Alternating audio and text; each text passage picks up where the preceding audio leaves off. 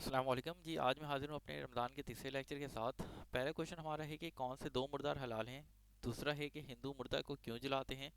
اور اسی سے ریلیٹڈ تیسرا کوشچن ہے کہ اللہ نے کعبہ کا طواف کرنے کیوں کہا۔ تو پہلے کوشچن کا آنسر دیکھ لیتے ہیں، کون سے دو مردار حلال ہیں۔ دیکھیں، مچھلی اور ٹڈی یہ دو آنسر ہیں،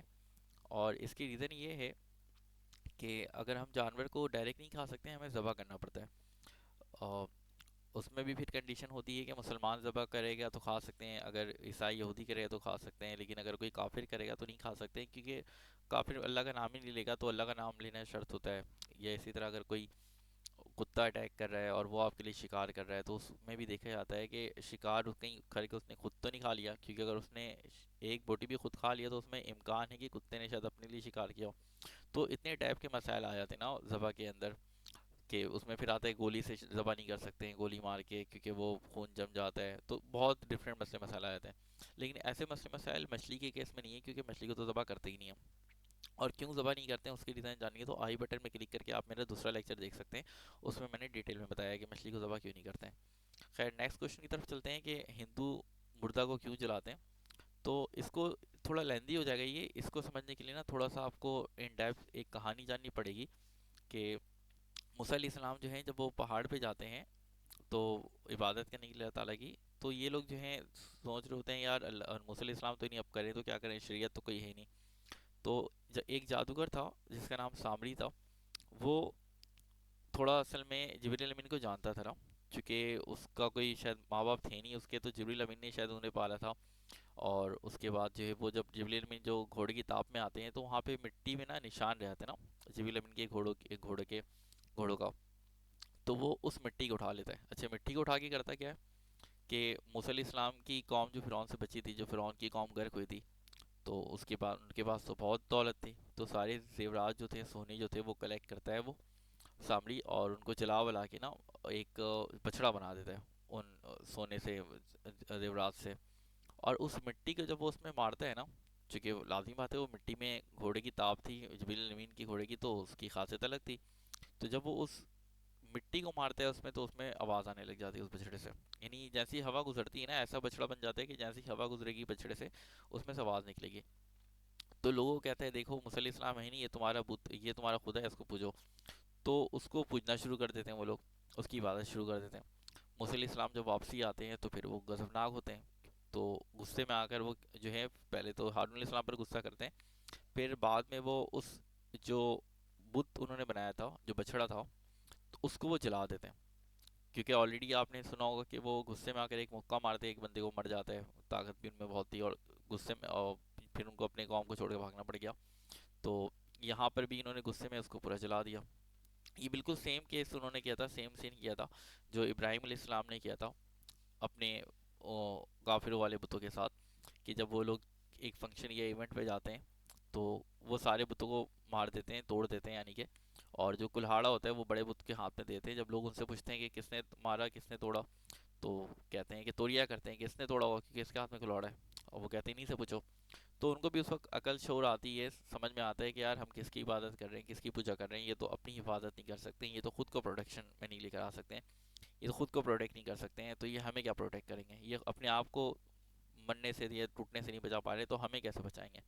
لیکن پھر بھی ہٹ درمی میں وہ لوگ جو ہے ابراہیم علیہ السلام کو آگ میں ڈالنے کے لیے پورا گڈھا کھولتے ہیں اور ان کو لے کر جاتے ہیں وہاں پہ۔ تو سیم وہاں پہ جس طرح ابراہیم علیہ السلام نے کیا تھا بتوں کو توڑ کر، کہ یہ تو اپنی حفاظت نہیں کر سکتا، یہ چیز دکھانا چاہیے تھی، تو موسیٰ علیہ السلام نے بھی یہ چیز دکھائی کہ یار دیکھو میں اس کو جلا رہا ہوں لیکن یہ تو جلنے سے نہیں بچ سکتا، مطلب اس کی تو حیثیت یہ ہے، تم جس کی عبادت کر رہے تھے اس کی تو اوقات یہ ہے۔ تو یہ نہیں ڈیگریڈ کرنے کے لیے نا، ڈی ویلیو کرنے کے لیے کہ تم جس چیز کی عبادت کر رہے تھے اس کی کوئی اوقات کوئی حیثیت نہیں ہے۔ اچھا، نہ صرف وہ یہ کرتے ہیں کہ اس کو جلا دیتے ہیں اس بچھڑے کو، بلکہ اس پہ مزید یہ کام وہ کرتے ہیں کہ اس کی جو راکھ ہوتی ہے نا وہ پھر پانی میں بہا دیتے ہیں، اس کی راکھ کو پانی بہا دیتے ہیں۔ سیم سین دیکھیں یہ لوگ کر رہے ہوتے ہیں۔ اب یہ ان تک یہ پہنچا کہتے ہیں جب ان کی قوم کو کہا گیا نا جہاد کرنے، موسیٰ علیہ السلام کی قوم کو، تو انہوں نے جہاد نہیں کیا، کہا کہ اللہ اور اس کے رسول جہاد کرے، مطلب تم کرو جہاد خود۔ تو موسیٰ علیہ السلام نے کہا کہ اے اللہ مجھے ان سے بری جمع کر دے، تو اللہ تعالیٰ نے موسیٰ علیہ السلام کو وفات دے دی، اور اس کے بعد پھر یہ لوگ جو ہیں 40 سال وادی سینا پہ بھٹکتے رہے، جو الگ کہانی کی ان کے اوپر پھر منو سلوا اترتا تھا، وہ الگ کہانی پھر آئی ہے۔ انہی میں سے پھر ایک نبی بن گیا تھا، انہی کی قوم کا ایک بندہ، جو ان کو اس وقت سجیشن دے رہا تھا کہ جہاد کر لینا چاہیے کیونکہ اللہ نے وعدہ کیا ہے کہ وہ فتح ہماری ہوگی۔ خیر پھر 40 سال کے بعد جب وہ کہتے ہیں کہ ہمیں یہ سب نہیں کھانا، ہمیں اچھا اچھا کھانا چاہیے، ہم ایک ہی کھانا کھا کھا کے اکتا گئے ہیں، تو پھر اللہ تعالیٰ کہتے ہیں جہاد کرو، تو پھر یہ جاتے ہیں جہاد کرنے۔ تو اب جب یہ جاتے ہیں نا تو ان کی قوم وہاں سے بالکل بگڑ جاتی ہے ڈفرینٹ ڈفرینٹ جگہ پہ، جیسے نبی صلی اللہ علیہ وسلم کی وفات کے بعد صحابہ کرام پوری دنیا میں پھیل گئے تھے نا، ایسے ہی ان کی قوم بھی جو ہے موسیٰ علیہ السلام کی وفات کے بعد ڈفرینٹ ڈفرینٹ جگہ پھیل جاتی ہے۔ تو انہی میں سے کچھ لوگ جو ہے نا وہ ہندو مذہب میں آ جاتے ہیں، اور ہندو ہندو کی طرف، اور وہ لوگ پھر یہ چیز کو جاری و ساری رکھتے ہیں، یعنی کہ جیسے پہلے اس نے ہنومان موسیٰ علیہ السلام نے اس کی بت کو، بچھڑے کو جلایا تھا، تو یہ لوگ کیا کرتے ہیں اپنے مردے کو جلاتے ہیں، انہوں نے ان کے راگ کو جو ہے پانی میں بہا دیا تھا، تو یہ لوگ بھی کیا کرتے ہیں اپنے مردے کے راگ کو پانی میں دریا میں بہا رہے ہوتے ہیں، ٹھیک ہے۔ جیسے ہم لوگ جو ہے سنت ابراہیمی کی فالو کرتے ہوئے، جیسے ابراہیم علیہ السلام نے دمبا ذبح کر دیا تھا اسماعیل علیہ السلام کو ذبح کرتے وقت، اسی کی یاد میں ہم لوگ ہر سال سنت ابراہیمی منا رہے ہوتے ہیں، تو یہ لوگ بھی اس کو زندہ رکھیں ان کی اس چیز کو، اور انہوں نے جو ہے ذبح کیا تھا اپنا، سوری ذبح کہہ رہا ہوں، انہوں نے جو ہے وہ جلایا تھا بت کو، بچڑے کو، تو یہ لوگ ہندو کو جلا دیتے ہیں، انہوں نے بہایا تھا اس بچڑے اس کے راگ کو بچڑے کے، تو یہ لوگ اپنے ہندو کے راگ کو، اپنے مردے کے راگ کو بہا دیتے ہیں۔ اچھا صرف یہ چیز نہیں ہوتی، اس کے علاوہ بھی بہت چیزیں وہاں سے انہوں نے کاپی پیسٹ کیا ہے، چینج کیا ہے، مطلب چیزیں جو ہیں شریعت کی نا تھوڑی سی چینج ہو کے ایسی ایسی شیپ میں آ گئی کہ موسیٰ علیہ السلام جب پہاڑ پہ جاتے ہیں کتاب لینے کے لیے، تو یہ لوگ کہتے ہیں ہم کیسے یقین کر لیں کہ تم کتاب جو لاؤ گے واقعی میں اللہ کی کتاب ہوگی، تو ہمیں کوئی پروف چاہیے، تو یہ 40 بندے اپنے ساتھ لے کر جاتے ہیں، لیکن وہ لوگ وہاں جا کر بھی کہتے ہیں کہ نہیں ہمیں اللہ دکھنا چاہیے، ہمیں اللہ کیوں نہیں نظر آ رہا، جسے نبی صلی اللہ علیہ وسلم کے دور میں کافی لوگ کہتے تھے کہ ہمیں اللہ نظر کیوں نہیں آتا، یا آج کل کے ایتھکس لوگ کہتے ہیں کہ اللہ نظر کیوں نہیں آتا ہے، کہاں ہے اللہ، ہے تو سامنے، یہ جیسے موسیٰ علیہ السلام کو فرعون نے کہا تھا کہ اللہ کہاں ہے، وہ تو تنزین کہتا ہے کہ سیڑھی لگاؤ میں آسمان میں جا کے بات کروں گا، آسمان میں جاؤں گا دیکھوں گا کہاں اللہ ہے، تو یہی چیز وہ لوگ بھی کہتے ہیں، اللہ تعالیٰ کو غصہ جلال آتا ہے تو وہ پہاڑ کو اٹھا کر ان کے اوپر لے کر آ جاتے ہیں، تو وہ لوگ شاید مر جاتے ہیں یا بے ہوش ہو جاتے ہیں، تو پھر موسیٰ علیہ السلام کہتے ہیں اللہ یہ تو گواہ کے طور پر تھے، میں آگے جا کے پھر کیا بولوں گا، یعنی کہ وہ کہیں گے گواہی ہی نہیں رہے، تو پھر اللہ تعالیٰ شاید ان کو زندگی دے دیتے ہیں، دوبارہ زندہ کر دیتے ہیں، یا پھر ان کو ہوش میں لے آتے ہیں۔ تو خیر یہ جو سین ہوا تھا نا کہ اللہ تعالیٰ نے پہاڑ اٹھا کر ان کے سر کے اوپر لے کر آ گئے تھے، تو انہوں نے یہ سین کو تھوڑا سا چینج کر دیا، کہانی میں ٹویسٹ لے کر آ گئے، اور ٹویسٹ یہ لے کر آ گئے کہ اللہ تعالیٰ کو بیچ سے غائب کر دیا، کٹ کر دیا، اور وہاں پہ لے کر آ گئے ایک نیا کریکٹر ہنومان کے نام سے، یعنی اللہ تعالیٰ نے پہاڑ کو سر پر ان کے لے کر آئے تھے لوگوں کے، یہ لوگ کیا کرتے تھے کہ ہنومان نے اپنے سر پر پہاڑ اٹھا لیا، تو تھوڑا سا کہانی میں ٹویسٹ کر دیتے ہیں۔ سیم ہندوؤں کا ایک اچھوت والا معاملہ بھی آپ نے دیکھا ہوگا، اگر کسی نے کرائم پیٹرول دیکھا ہے تو اس میں یہ چیز ہوتی ہے، میں یہ نہیں کہہ رہا آپ کرائم پیٹرول دیکھیں، چونکہ آپ کو اپنے وقت کو صحیح جگہ یوٹیلائز کرنی چاہیے، ہمارے پاس سب سے امپورٹنٹ ایسٹ جو ہے وہ ٹائم ہی ہے، ایک میڈیکل شاپ والے کے پاس اگر میڈیکل اسٹور ہے تو وہاں پہ سب سے قیمتی ایسٹ اس کے پاس میڈیسن ہے، میڈیسن نہیں ہوگا تو بیچے گا کیا، اور کپڑے کے شاپ والے کے پاس سب سے امپورٹنٹ ایسٹ کپڑے ہیں، اگر کپڑے نہیں ہوں گے تو بیچے گا کیا، تو ہم انسانوں کے پاس جو سب سے امپورٹنٹ ایسٹ ہے نا وہ ٹائم ہے، لوگ سمجھتے ہیں پیسہ ہے، تو پیسہ سب سے امپورٹنٹ ایسٹ نہیں ہے، اس کی ریزن یہ ہے کہ جو پیسہ ہوتا ہے نا وہ آپ سے کوئی لے سکتا ہے، کوئی آ کے ڈکیتی کر لیا، چوری کر لیا، ٹھیک ہے، کسی نے کرپشن سے لے لیا پیسہ، ٹھیک ہے، اور یا فار ایگزامپل آپ کا ارتھ کوئک آیا، ارتھ کوئک میں آپ کی جائیداد چلے گئی، یا کہیں کوئی ہنگامہ ہو گیا، ہنگامے میں لوگ جلانے لگ گئے چیزیں، آپ کی کار وغیرہ جل گئی، آپ کے ایسٹ جل گئے، ٹھیک ہے، تو یہ تو آپ کے لیے پھر مین ایسٹ نہیں ہوا نا، مطلب جب آلریڈی ایک چیز آپ کے ہاتھ میں کسی بھی وقت جا سکتی ہے، آپ کی اپنی ہے نہیں، مطلب فار ایگزامپل آج آپ کروڑ پتی ہیں، کل آپ غریب پتی ہو سکتے ہیں، مطلب کل آپ سڑک پہ آ سکتے ہیں، اس کے چانسز ہیں، ٹھیک ہے، اور اگر آپ آج غریب ہے بالکل، آپ کے پاس ایک کوڑی نہیں، کل آپ کروڑ پتی بن سکتے ہیں، تو اس لیے امپورٹنٹ ایسٹ جو ہے وہ منی یا پیسے نہیں ہے، امپورٹنٹ ایسٹ کیا ہے، وہ ہے ٹائم، چونکہ کوئی غریب ہو یا امیر ہو، کوئی بیمار ہو یا صحت مند ہو، سب کے پاس ایک چیز ہے، ایک ہی ایسٹ سب کو ملا ہوا ہے، وہ ٹائم۔ دیکھیں اگر سب سے امپورٹنٹ ایسٹ ہیلتھ ہوتی تو ہیلتھ سب کے پاس ہوتی، لیکن سب کے پاس ہیلتھ نہیں ہوتی، اگر امپورٹنٹ ایسٹ پیسہ ہوتا تو سب کے پاس ہوتا، لیکن سب کے پاس پیسہ نہیں ہوتا، تو امپورٹنٹ ایسٹ کچھ بھی نہیں ہے، امپورٹنٹ ایسٹ کیا ہے، ٹائم ہے، جو اللہ نے سب کو دیا ہے، کیونکہ اللہ ناانصافی نہیں کر سکتا نا، اگر امپورٹنٹ ایسٹ جو ہے پیسہ ہے تو اللہ کسی کو پیسہ دے رہا ہے کسی کو نہیں دے رہا، تو پھر تو ناانصافی ہو جائے گی، امپورٹنٹ ایسٹ اگر ہیلتھ ہے تو اللہ کسی کو دے رہا ہے اور کسی اور کو نہیں دے رہا، تو یہ تو ناانصافی ہو جائے گی، تو امپورٹنٹ ایسٹ کیا ہے، وہ ہے ٹائم، اور یہ ٹائم اللہ تعالیٰ نے سب کو دیا ہے، تو اس ٹائم کو ہم یہ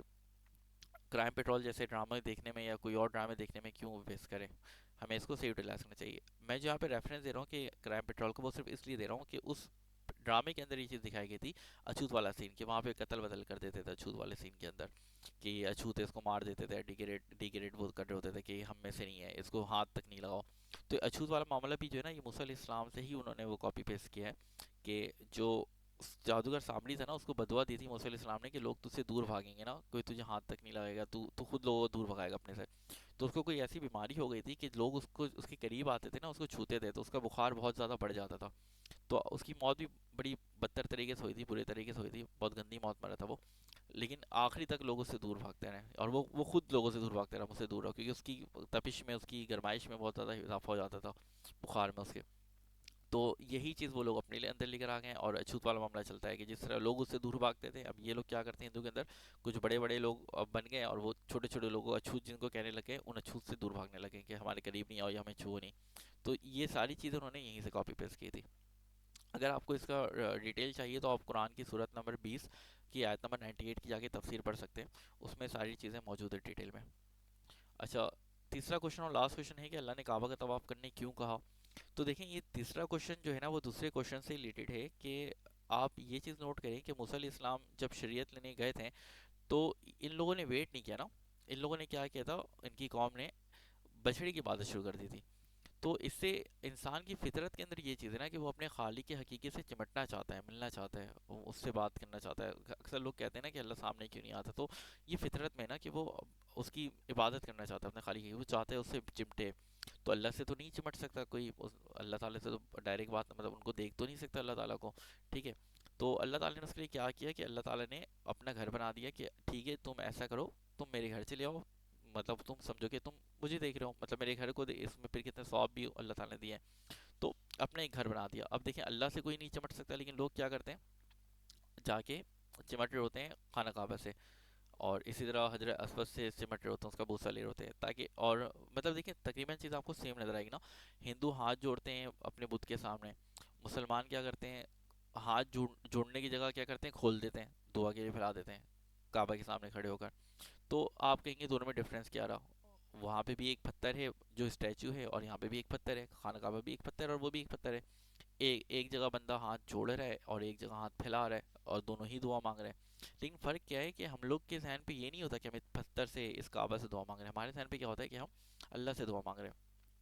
ہم صرف اس کے سامنے کھڑے کیوں ہوتے ہیں یا اس کے سامنے دعا کیوں کرتے ہیں یا اس سے چمٹتے ہیں، کیونکہ اللہ نے کہا ہے. اللہ نے کہا ہے اس لیے ہم اس کی تعظیم کر رہے ہیں. اگر اللہ نہیں کہتا تو ہم اس کی تعظیم ہی نہیں کرتے. لیکن ہندو کے ذہن میں کیا ہوتا ہے کہ یہ بدھ ہی ہے جو کہ ہمیں دے گا. اچھا، یہ چیز بھی جو ہے نا ان کے پاس بعد میں آئی تھی. پہلے ان کا بھی کنسیپٹ یہی تھا کہ میں نے بتایا نا کہ لوگ چمٹنے جاتے ہیں اپنے خالق سے، خالق حقیقی سے. تو ان کا کنسیپٹ یہی تھا ہندو کا کہ یہ اسٹیچو ہے، لیکن ان کو پتا تھا اسٹیچو تو حقیقت میں کچھ نہیں ہے، اصل تو اوپر والے ہی دے گا. تو وہ اوپر والے سے چمٹنے کے لیے نا انہوں نے ایک اسٹیچو بنا لیا تھا. لیکن بعد میں نسل در نسل جو ہے نا، پھر ان کی چیزیں اور چینج ہوتی گئی. جیسے یہاں پہ دیکھیں نا، موسیٰ علیہ السلام والا انہوں نے کیا کر دیا، بچڑے کو جلانے والا مردہ جلانے لگے ہیں. تو سیم یہاں پہ انہوں نے چینج کر دیا، اور یہ لوگ ان کو خود ہی نہیں پتا کہ یہ لوگ اسی کو پوجنے لگے. مطلب جس چیز کو اسٹیچو بنا رہے اس کی ہی عبادت انہوں نے شروع کر دی. جبکہ انیشلی اسٹارٹ کیا تھا کہ خدا کو پوجنے کے لیے انہوں نے ایک اسٹیچو بنایا تھا، کہ مراد کیا تھا کہ اوپر والے کو پوج رہے ہیں. لیکن اب تو یہ سمجھتے ہیں کہ ہم اسی کو پوج رہے ہیں. اور سیم ہم مسلمانوں کے اندر بھی کچھ لوگ ہیں جو کہ مسلمان نہیں ہیں لیکن خود کو مسلمان سمجھتے ہیں، چونکہ وہ قبر کے پاس جا کے اس سے مانگنے لگ جاتے ہیں. تو اب دیکھیں چیزیں ڈفرینٹ نہیں نا، چیزیں تو سیم ہو گئی. بس فرق کیا ہے ورٹیکل اور ہارزونٹل کا.